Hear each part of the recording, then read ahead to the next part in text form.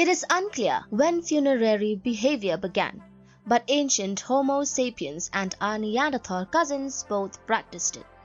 The oldest apparel Neanderthal burial site is in Israel and dates to about 120,000 years ago and is similar in age to the oldest known Homo sapiens burials, while the oldest burial site in Africa dates to about 78,000 years ago, which is the burial site of a child named Mtoto, a fossil and a burial we have described in one of our videos.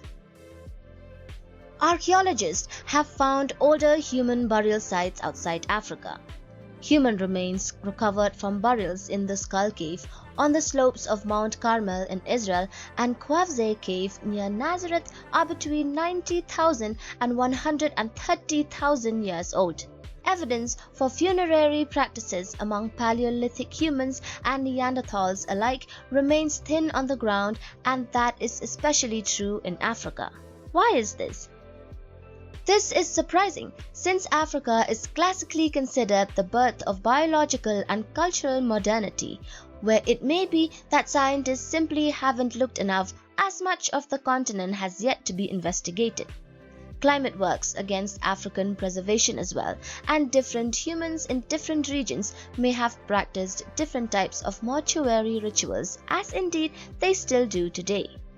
Researcher Petit notes that the majority of humans who lived in Pleistocene from 2.5 million to 11,700 years ago in Africa or Eurasia are archaeologically invisible. He said they could have been tucked away in vegetation, floated off down rivers, placed on hills and high places, or simply left behind when the group moved on. Coming to burials in Africa, another research by the name Torres speculates that geographical bias could be partly responsible, meaning researchers should conduct more fieldwork in Africa, specifically Pangaya Saidi, in an effort to uncover burials of early Homo sapiens. There is still a 40,000-year gap between the earliest known human burial in Africa and those found in Eurasia.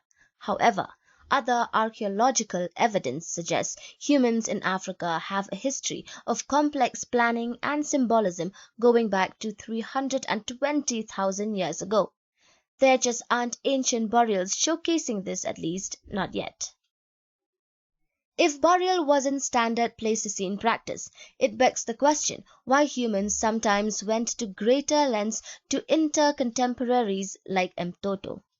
Maybe such deaths were outside the norm. The death of a child may have tended to spur humans to undergo the rigors and ritual of burial.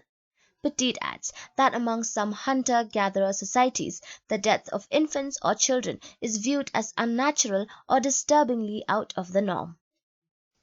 If Mtoto's death caused exceptional grief, the child's careful burial and the grave's unlikely survival to the present day somehow create an equally exceptional connection between modern and ancient humans.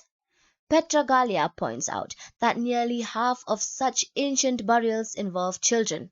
Dying young may have been seen as now as particularly tragic, prompting the community to commemorate the death.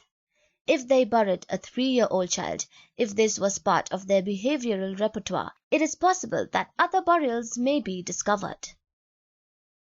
Repeating what I said, scientists say that it is quite a paradox in Africa, where we have the origin of symbolic behavior in the form of beads and abstract engravings. These modern humans waited quite long to make primary burials. The researcher said it is unclear whether funerary behavior began outside Africa and was later adopted in Africa or began in Africa, but archaeological evidence is lacking. Early African burials are especially rare, despite the fact that Africa is the birthplace of our species. This almost certainly reflects biases in where research has been done. The regions where earlier burials have been found have been much more extensively researched than Africa, say the scientists. If Mtoto is the oldest burial in Africa, more Middle Stone Age burials have been found in Eurasia and the Middle East than in Africa. Archaeologists Lynn Wadley of University of the Witwatersrand in Johannesburg say that many Middle Stone Age Africans may have buried the dead of all ages away from living areas, not in caves where people continued to live. If that's the case, finding more African burials from Mtoto's time will most likely be a challenge. She adds that open-air burials are not easy to find and preservation is likely to be poor. The reasons for the comparative lack of early burials in Africa remain elusive, perhaps owing to differences in mortuary practices or the lack of fieldwork in large portions of the African continent. Well guys, that is all that we have to say. What are your thoughts on this topic? Do let me know in the comment section down below, and please do not forget to support us by liking our videos and subscribing to the channel. Till then, this is Halabella and see you soon in our next video.